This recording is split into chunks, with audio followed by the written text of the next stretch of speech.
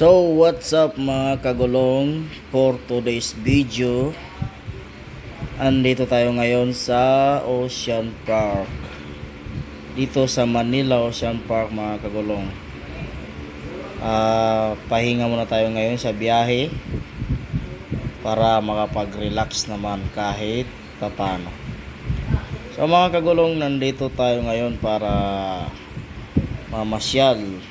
So ayan na nga mga kagulong, ito ang nakikita natin sa ating pamamasyal. Nandito yan mga kagulong sa loob ng Manila Ocean Parks. So para may idea rin kayo mga kagulong, kung gusto niyong pumasok dito, 750 lang mga kagulong, 750 pesos bawat isa. So mga kagulong, sa init ng panahon ngayon, kailangan din natin magpalamig kahit saglit lang,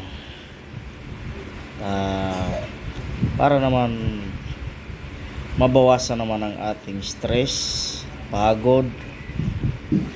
So dito lang tayo pumunta mga kagulong, maganda dito mga kagulong. So ayan na nga, nandito tayo sa ilalim ng aquarium na kung saan dito sa ilalim ng dagat. So ayan, yung mga isdang yan mga kagulong, nasa taas yan kasi nasa ilalim tayo ng dagat. So ayan. So yan nga pala mga kagulong, shout out sa inyong lahat dyan, sa mga kagulong dyan. Lagi ko sinasabi sa inyo na magbaon lang lagi ng mahabang pasensya. So ayan mga kagulong,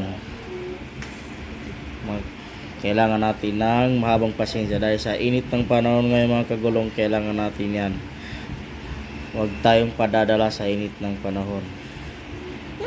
Isipin natin, mayroon tayong pamilyang naghihintay sa bahay at inuuyan mga kagulong. So siyempre sa ating pagpapahinga, kailangan din natin isama ang ating mga pamilya. So, kahit isang beses lang sa isang buwan mga kagulong, na makapagpahinga naman ang ating mga pamilya at mabawasan naman ang ating suliranin sa pang-araw-araw na ating ginagawa.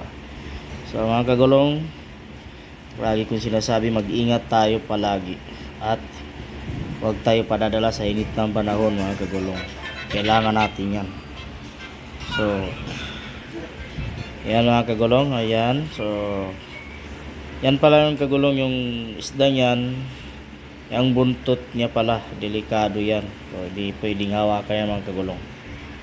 So ginawa ko itong vlog na ito mga kagulong para may idea kayo sa loob ng Manila Ocean Park. So hanggang dito lang tayo muna mga kagulong. Shout out sa inyong lahat dyan. So bye bye muna tayo.